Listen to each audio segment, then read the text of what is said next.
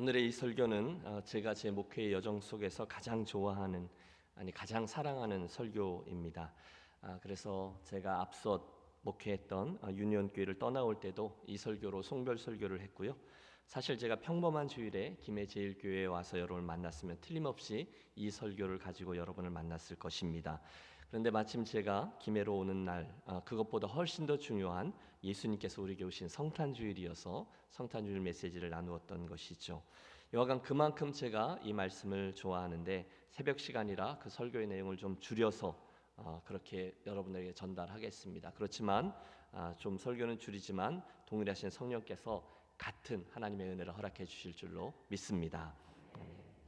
한 명의 목사 이전에 구도자로서 이 길을 가고 있는 저에게 큰 영향을 미친 멘토 한 분을 뽑으라 누군가가 묻는다면 저는 하나님을 경험하는 삶의 저자인 헨리 블랙가비 목사님을 꼽습니다.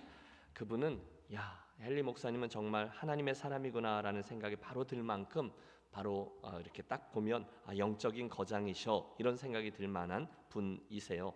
23년 전쯤에 제가 캐나다에서 공부를 할 때가 있었는데 하나님과 함께 걷는 인생이란 어떤 것일까라는 것을 배우면서 제가 큰 은혜를 받았어요. 그런데 은혜를 받으면 받을수록 이상한 건 점점 더 의기소침해져가는 제 모습을 보는 것이었습니다. 하나님과 함께 사는 삶이다. 저는 정말로 그런 삶을 살고 싶은데 그걸 원하면 원할수록 또 그걸 바라보면 바라볼수록 점점 더 부족한 제 모습이 드러나는 그런 시간이었기 때문이죠. 살짝 심통이 났어요. 그래서 질문하죠. 목사님은 그렇듯 하나님과 깊이 교제하고 그분과 함께 동행하는 삶을 실패해 본 적이 있으세요? 어떻게 사람이 그렇게 완벽하게 천사처럼 살 수 있느냐 이런 투정을 한 거죠. 목사님은 실패해 본 적이 있으세요? 맨날 실패하는 내 입장에 되어 보신 적이 있으세요? 그런 나를 이해하실 수 있으세요? 뭔지 모를 삐딱한 질문이었습니다. 그런데 그 순간에 그분은 잠시의 주저함도 없이 이렇게 대답하셨어요. 그분과의 관계를 놓쳐본 적이 있냐고요? 많죠. 저는 너무 많습니다. 저는 수도 없이 실패했습니다. 질문했던 제가 오히려 당황했어요. 그러나 분명한 것은 그 순간에 제가 얼마나 큰 은혜를 받았는지 모른다는 점입니다. 그렇구나. 저분도 실패하는구나. 실패는 나만의 이야기가 아니구나. 지금 베드로는요 실패했습니다. 처참한 실패입니다. 그럴 리가요. 저는 절대로 주님을 부인하지 않겠습니다. 호언장담했던 그였어요. 그러나 그 외침의 여운이 채 가시기도 전에 나는 그를 모르고, 나는 맹세컨대 그를 모르고, 나는 저주하고 맹세컨대 그를 모르고 3번이나 주님을 부인했습니다. 그리고 그 순간에 그 주님, 슬픈 눈을 한 주님의 눈과 저의 눈이 마주치고 뛰쳐나가고 닭 우는 소리와 함께 저가 땅을 치며 통곡합니다. 주님의 그 시선이 잊혀지지를 않아요. 여러분, 베드로는요 자타가 공인하던 수제자였습니다. 주는 그리스도시요 살아계신 하나님의 아들이니이다 분명한 신앙 고백으로 인해서 내가 이 반석 위에 내 교회를 세우리라 주님의 큰 기쁨이 되었던 제자였어요. 주여 나로 명하사 물 위로 오라 하소서. 담대한 믿음의 도전으로 인해서 인류 역사상 유일하게 물 위를 걸은 사람이 되었습니다. 그뿐이 아니죠. 그는 변화산 위에서 주님과 함께 그분에게로 올라가 그분이 변화되어져 하나님 나라의 영광스러운 모습으로 현영된 것을 본 특권도 누렸어요. 그런 특별한 전사가 지금 실패자의 자리에서 울고 있는 거죠. 우리도 그럴 때가 있습니다. 예수 믿고 감격과 감사 가운데 주님 이 은혜가 너무너무 큽니다. 이 한 몸 이 작은 것이라도 주님 받아주시겠습니까? 헌신의 기도를 드렸던 우리였어요. 뭔가가 좀 되는 것 같아요. 그래 이런 식으로 하면 이제 좀 제대로 되는 것 같아.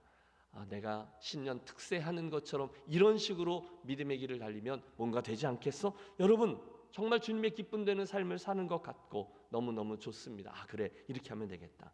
그런데 일주일이 채 지나기도 전에 우리는 이러저런 이유로 다시금 이 베드로의 자리에 서 있는 나를 발견하죠. 여러분 그런 경험 없으십니까? 주님께 공수표를 띄웠다가 곧 그분을 실망시켜드렸던 그런 경험 말입니다. 주님 제가 절대로 이 죄를 반복하지 않겠습니다. 제가 전심으로 주를 따르겠습니다. 결심하잖아요. 뭐 하다가 내가 다시는 이런 식으로 돈을 버나 봐라. 내가 다시는 여기 오나 봐라. 내가 다시는 이런 식으로 일을 하나 봐라. 여러분 은혜 받은 거예요. 주님 앞에 결심했어요. 오늘 말씀은 나를 위해 주신 말씀이네. 주님 감사합니다. 이번 한 주 제가 반드시 그렇게 살기로 약속하고 승리의 소식과 함께 돌아오겠습니다. 비상해요. 그런데 화요일쯤 되면 다시 제자리로 돌아가 실패한 나를 보는 우리 스스로를 발견합니다. 그래서 웁니다. 베드로죠. 오호라 나는 곤고한 사람이로다. 누가 이 사망의 몸에서 나를 건져내랴. 사도 바울의 고민입니다. 잠시 그 당시 저들의 심적 상태를 잘 보여주는 표현 살펴보죠. 요한복음 21장입니다. 시몬 베드로가 나는 물고기 잡으러 가노라 하니 그들이 우리도 함께 가겠다 하고 이제 나는 고기나 잡으러 가련다.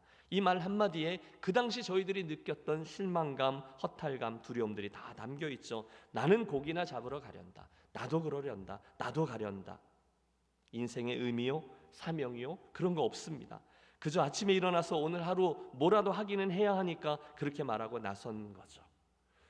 우리도 종종 그런 때가 있습니다. 도대체 어디서부터 엇나가기 시작한 걸까? 우리 가정에, 또 우리 직장에, 우리 교회에. 믿음의 길이 늘 쉽지만은 않아요. 여러분 지난한 싸움 아닙니까? 뭔가 좀 되는 것 같더라도 좀 전에 말씀드린 것처럼 다시 제자리인 듯하고 내 기대만큼 내가 팍팍 자라나는 것 같지도 않고 또 예수 믿으면 복받고 만사형통한다. 그래서 예수를 믿었는데 막상 믿고 좀 깊이 들어가려고 하다 보니 그 말이 꼭 맞는 것만은 아니더라는 것을 알게 됩니다. 만사형통이 내 쪽이 아니라 그분 쪽이구나. 아이고 당한 것 같기도 합니다. 한참 뭐 한 것 같은데 늘 제자리에 있는 것 같기도 하고 출발은 잘했는데 중간 어디서부터인가 어긋나 있는 것 같아요. 그래서 낙심한 거죠. 그래서 말한 거죠. 나는 그냥 고기나 잡으러 가련다. 그런데 본문을 보세요.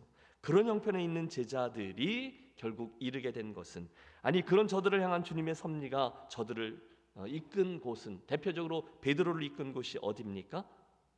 오늘 우리 찬양했던 것처럼 바로 이 갈릴리 다시 그 자리로라는 것이죠. 사랑하는 여러분, 결국 그 베드로와 제자들이 이르게 된 곳 두 번째 갈릴리는 보통 자리가 아니었어요. 특별해요. 오늘의 본문 보면 그 본문 사건 바로 전에 글쎄요 예수님 막 부활하셨을 때 이야기를 보시죠. 예수님의 빈 무덤가로 나왔던 마리아에게 천사가 이렇게 말하잖아요. 또 빨리 가서 그의 제자들에게 이르되 그가 죽은 자 가운데 살아나셨고 너희보다 먼저 갈릴리로 가시나니 거기서 너희가 배우리라 하라. 여러분 저를 잘 따라와 주십시오. 예수님이 죽었다가 다시 살아나셨던 그날 마리아와 다른 여인들에게 주님의 목소리가 들리는 거예요. 무서워하지 말라. 가서 내 형제들에게 갈릴리로 가라. 거기서 나를 보리라 하라. 여러분 지금 주님께서 제자들에게 계속 갈릴리를 향하도록 하시는 게 보이세요? 갈릴리로 가라. 내가 거기서 내 형제들과 베드로를 만나리라. 그렇다면 우리 물어야죠. 여러분 왜 갈릴리입니까? 왜 그날의 갈릴리가 베드로의 다시 그 자리로가 되었습니까? 네 가지를 생각해 보려고 해요. 가장 먼저 드는 생각은 이거예요. 그것은 그 갈릴리가 예수님과 제자들, 예수님과 베드로가 처음 만났던 자리였다는 거죠. 맞죠? 여러분 갈릴리는요 그들의 믿음이 처음 시작된 곳이었어요. 주님과의 그 사랑, 주님과의 사랑의 첫 단추를 꿰는 곳이 그것이었어요.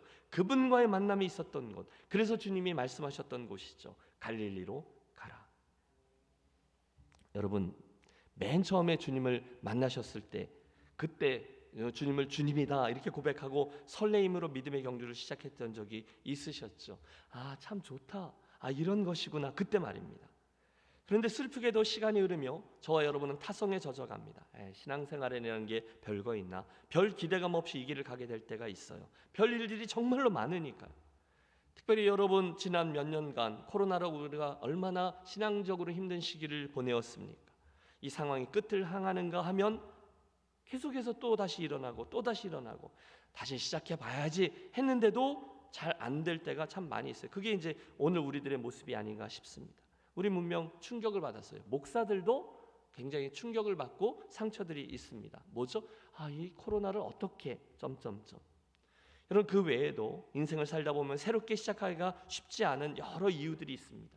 여러분 어떠세요? 잘해보려고 하는데 잘 안 되는 여러 이유들, 분주함 때문이기도 하고 여러분 몇 번 있었던 실패의 기억 때문이기도 하고 스스로에 대한 실망감이나 불만족 또는 다른 누군가에 대한 그런 삐딱한 마음 때문이기도 합니다. 한마디로 그런 여러 이유로 인해서 신나게 예수 믿는 게 어떤 것인지를 다 잊은 거죠. 그런 여러분들에게 여러분 새해 첫 주에 주님의 마음으로 권합니다.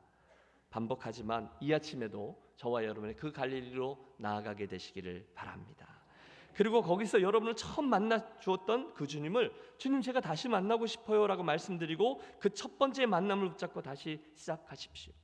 이번에 여러 번 말씀드렸어요. 여러분 30년 전에 주님 만났을 때 그때의 그 뜨거움 너무너무 좋죠. 10년 전에 그 만남과 주님 주셨던 충격, 다가섬 너무너무 좋죠. 하지만 중요한 건 현재형 오늘의 만남인 거죠.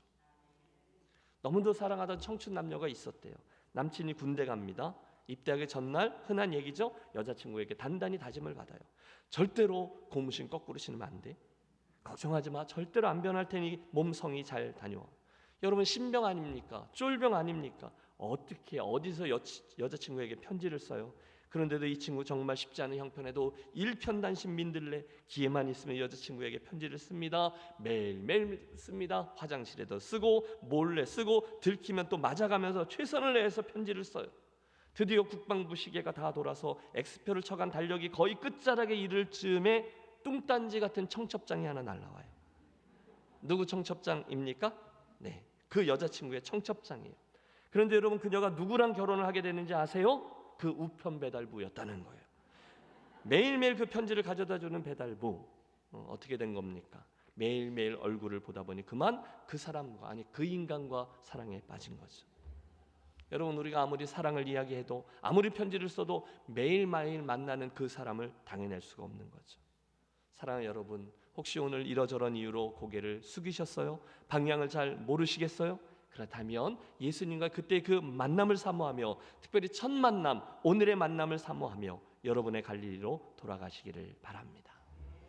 모르겠어요. 특별히 우리 교우들 가운데 특별히 실패의 자국이 짙다 이렇게 생각하시는 분, 그 만남을 사모하며 이 아침 우리 함께 그 자리로 가시죠.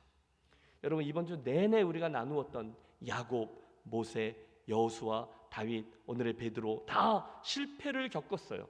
그런데 놀라운 건 다시 그 자리로의 말씀에 순종해서 거기로 돌아갔더니 그분이 저들을 만나 주셨고, 할렐루야, 회복시켜 주셨고 그 인생의 새로운 장으로 저들을 인도해 주셨습니다. 목사님 아무리 그렇게 말씀하셔도 저는 너무 멀리 와서 돌이키기가 쉽지 않습니다. 또는 내가 그때 했던 실수가 너무 커서, 그 얼룩이 너무 커서 주님이 저는 다시금 은혜 주고 용납해 주시지 않을 거예요. 여러분 그분이 틀리신 거죠. 아니 여러분이 틀리셨어요. 여러분 우리 주님의 사랑은, 그분의 사랑의 바다는 너무 크고 너무 깊어서 저와 여러분의 그 어떤 것도 흔적도 없이 다 잠기고 사라지게 될 줄로 믿습니다. 우리들 같이 기도하시죠. 주님, 제가 주님과의 그때 그 만남을 사모하며 두 번째 갈릴리로 나아가오니 이런 저를 받아 주십시오. 이런 저를 다시 만나 주십시오. 두 번째 갈릴리는요, 그들이 주님과 함께 수많은 영적인 추억들을 만들었던 곳이었음을 또 기억하겠습니다. 그곳에서 예수님은 오랜 기간 함께 제자들과 거닐며 동거동락하셨어요. 그곳에서 주님은 제자들을 선택하셨어요. 그곳에서 주님은 하나님 나라의 비밀을 가르치셨어요. 또 그곳에서 수많은 기적과 이사를 보이셨어요. 한마디로 갈릴리는 주님과 관련된 수많은 영적 추억들이 자리하고 있던 곳이었어요. 그래서 말씀하시는 거죠. 실패했느냐, 낙심했느냐, 갈릴리로 가라. 왜요? 수없이 많은 주님과의 추억들이 있기 때문이죠. 저는 인천의 부계동 교회라는 곳에서 자랐어요. 제 안에는 이렇게 수백 명이나 되는 교인들 앞에서 마이크 잡고 조합해서 복이 있는 사람은 악인의 꾀를 쫓지 아니하며 시편 1편의 말씀을 처음부터 끝까지 완벽하게 암송해내던 3살 때의 기억이 선명합니다. 못 믿으시겠다는 건가요? 그 당시로는 획기적이었던, 여기까지 내려오는 빨간색 어린이 가운을 입고 목소리 높여 그렇게 상기된 표정으로 찬양하던 어린이 성가대하던 때의 기억이 선명해요. 노회의 성경시험대에 입상하고 얼마 후에 기차를 타고 대구에서 열린 전국 성경경시대에 참가했던 기억도 있어요. 그 후에도 시간의 흐름에 따라서 무슨 일이 있었는지, 그 경험을 통해서 내가 하나님에 대해서 무엇을 배웠는지를 다 기억해요. 제가요 중등부 회장이요, 제가요 고등부 회장 출신이었어요. 수없이 많은 사역들을 계획하고 사고치고, 뭐 그때는 그런 게 유행했잖아요. 1일차 집 이런 거 해가지고 불우이웃들 돕고 연탄들 사고 쌀 사서 양로원 방문하고 너무너무 많은 일들을 즐겁게 했던 일, 신나게 했던 일들을 기억해요. 고등부 시절에 자율학습을 마치고 집에 가면 10시 학교에서 끝나니까 교회 오면 11시, 그때 오다가도 꼭 교회 기도실로 가서 친구들과 함께 기도하고 집에 돌아가던 그 동기들도 다 기억하고요. 무엇보다 거기에서 주님의 부르심을 자각하고 신학교 가겠다고 헌신하며 감격했던 눈물이 제 안에 생생히 자리하고 있습니다. 끝이 없어요. 드리는 말씀은 이거죠. 제가 목회를 하다가 또 인생을 걷다가 중간중간에 힘이 들 때 저도 모르는 사이에 늘 그때의 그 교회의 지하 기도실로 가 그 신앙적인 추억들을 되돌이키곤 한다는 거예요. 물론 몸은 여기 있지만 제 마음은 거기 가 있는 거죠. 그러면 저도 모르는 사이에 그때의 그 이야기들이 저를 다시금 뜨겁게 해서 그래 그때 내가 그런 은혜를 받았지 하며 다시금 일어설 수가 있게 되더라는 거죠. 지금 이 제자들에게 그때 갈릴리가 그런 곳이었어요. 아 그래 그때 주님과 함께 내가 이 길을 이렇게 걸었었지. 그때 주님이 내게 그런 말씀을 하셨지. 그때 주님이 나에게 그런 미소를 보여주시셨지. 여러분 베드로가 그 길로 향할 때 분명합니다. 그 마을 어귀 그 골목 하나하나 베드로는 수많은 영적 추억들을 떠올렸을 거예요. 예수님의 채취 또 그때 주셨던 말씀 나무 한 그루 풀 한 포기 거기 있던 돌멩이 하나 모든 것에 주님의 채취가 묻어나와요. 여러분 아세요? 그게 주님께서 지금 그 베드로를 갈릴리로 불어내실 때 가지고 계셨던 의도였던 거죠. 여러분 혹시 힘드실 때 있으시잖아요. 어떻게 해야 될지 모르실 때 있으시잖아요. 그때마다 사랑하는 여러분, 여러분에게 주셨던 주님의 지난 은혜 그 추억에게로 다시금 돌아가십시오. 그래 그때 하나님이 내게 그런 은혜를 주셨지. 하나님이 나를 사랑하시는 것이 맞지. 그때 정말 어떻게 그 과정을 겪어왔는지 몰라. 하나님 그때 기적적으로 우리를 도우셨지. 그분의 은혜였지. 내가 오늘 여기 이렇게 있는 것이 기적이지. 사랑하는 여러분, 이 아침 기도하실 때 여러분들의 그 옛 추억, 영적인 추억으로 돌아가셔서 그 주님을 되뇌이는 복된 시간 되시기를 바랍니다.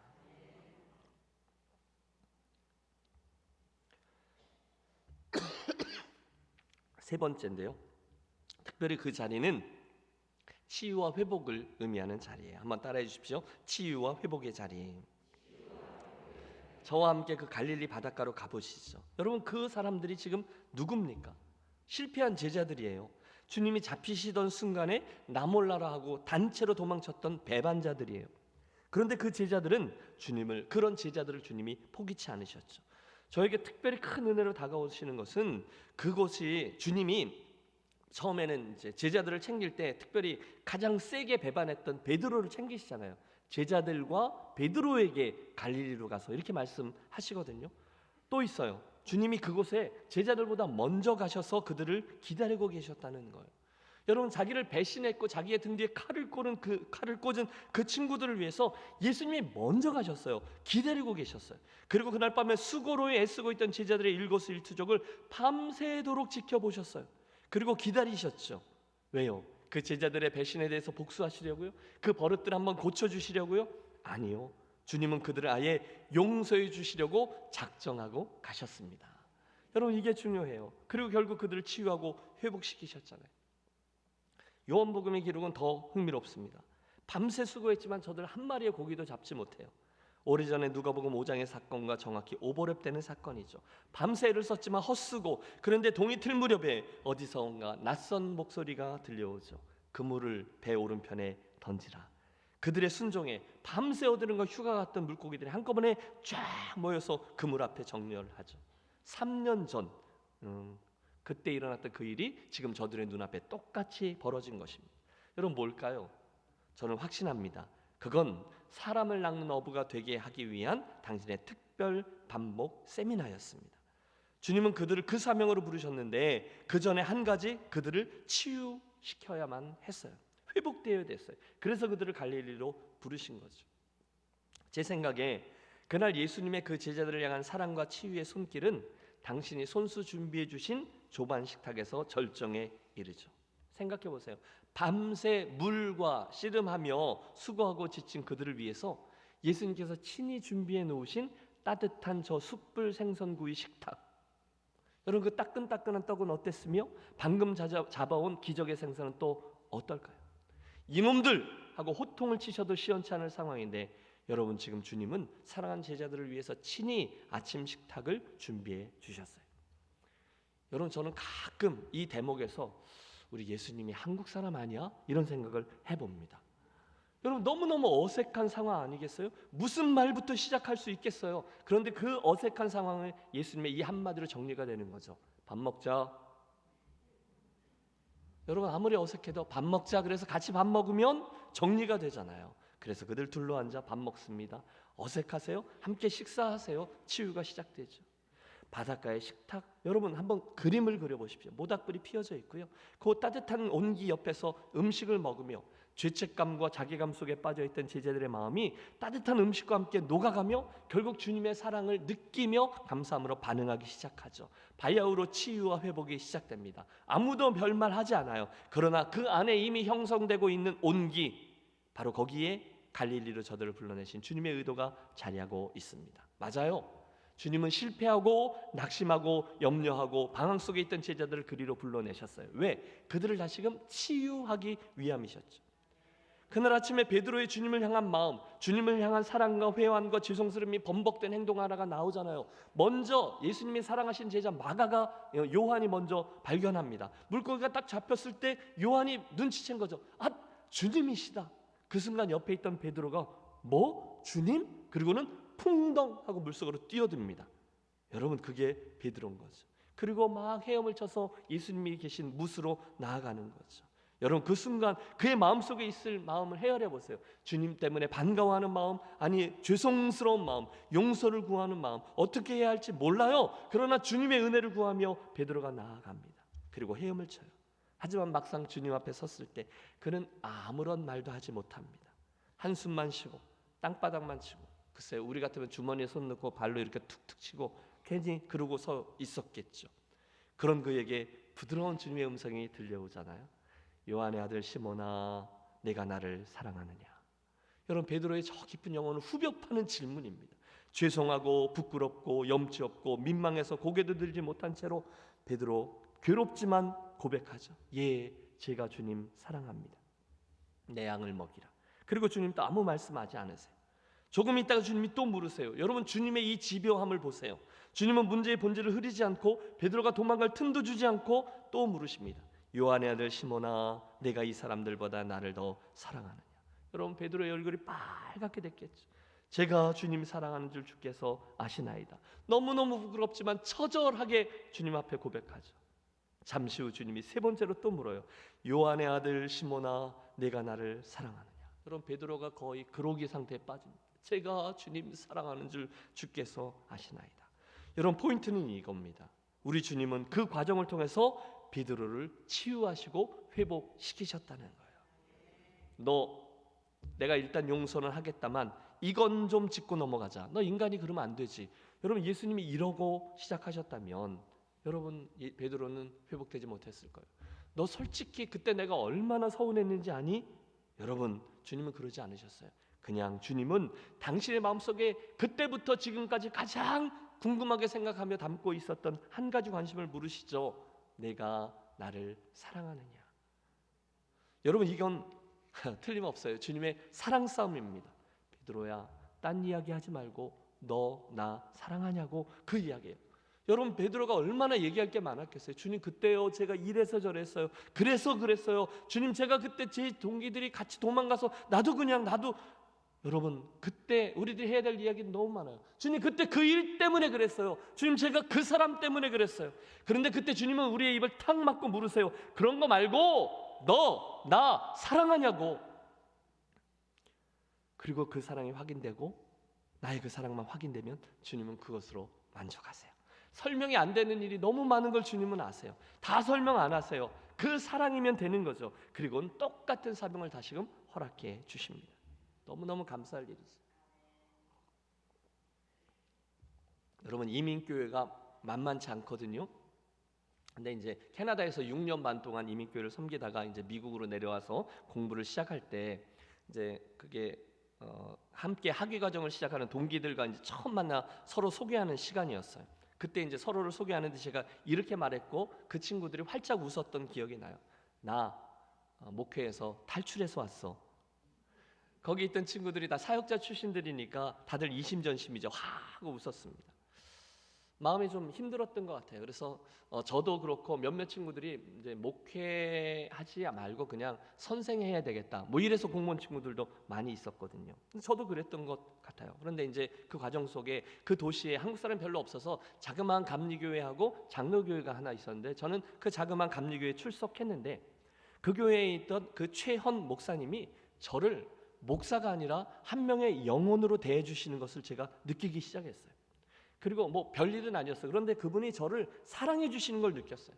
추수감사주일이 되면 그 추수 땡스기빙이라 그러잖아요. 그 카드에다가 이렇게 몇 마디 격려의 말과 함께 100불짜리 하나를 이렇게 넣어서 주시기도 하시고, 저희 아이가 아파서 병원에 입원해 있을 때 병원에 오셔서 아무 소리 하지 않고 병원비 걱정하고 있는 유학생 제 옆에 가만히 앉아 계셔 주시고, 그러면서 진심으로 저를 위해서 기도해 주는 걸 보면서 이분이 나를 목적이나 도구, 어떤 목사로 대하는 게 아니라 한 명의 영혼으로 대하는가를, 것이 무엇이구나를 제가 이렇게 체험하면서 제 가슴이 와르르 와르르 무너지는 걸 경험합니다. 그리고 놀랍게도 그 사랑을 하나둘 받으면서 예배가 바뀌고 제 기도가 바뀌고 눈물이 흐르고, 그러면서 어느 날 한 1년쯤 지났을 때 제가 깜짝 놀라는 기도를 하고 있는 저를 발견합니다. 예배 시간인데 나도 저 목사님처럼 한 영혼을 정말로 사랑하고 싶다. 나도 저 최헌 목사님처럼 한 영혼을 정말로 케어하고 싶다. 나도 저 목사님처럼 한 영혼을 위한 강단 위에 서고 싶다. 그리고 제가 깜짝 놀라는 기도를 하고 있어요. 주님, 저 다시금 일하고 싶습니다. 영혼을 사랑하고 하나님의 말씀을 나눌 수 있는 장을 허락해 주십시오. 할렐루야. 그리고 나서 달라스에 있는 목회지에서의 부르심이 임했어요. 여러분, 제가 드리는 말씀은 이겁니다. 회복이 되고 치유가 되어야 그 다음에 사명이 있고 일이 있더라는 거예요. 여러분 한번 따라해 주십시오. 회복이 먼저입니다. 일은 그 다음입니다. 그렇다면 오늘 우리가 무슨 기도를 해야 되는지가 자명해지죠.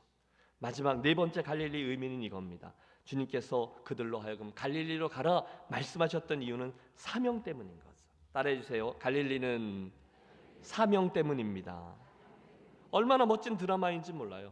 주님은 맨 처음에 갈릴리에서 그들을 불러내어 사명을 주셨거든요. 나를 따르라, 내가 너를 사람 낳는 어부가 되게 하리라. 베드로, 안드레, 야고보, 요한 다 똑같이 그러기에 부르셨어요.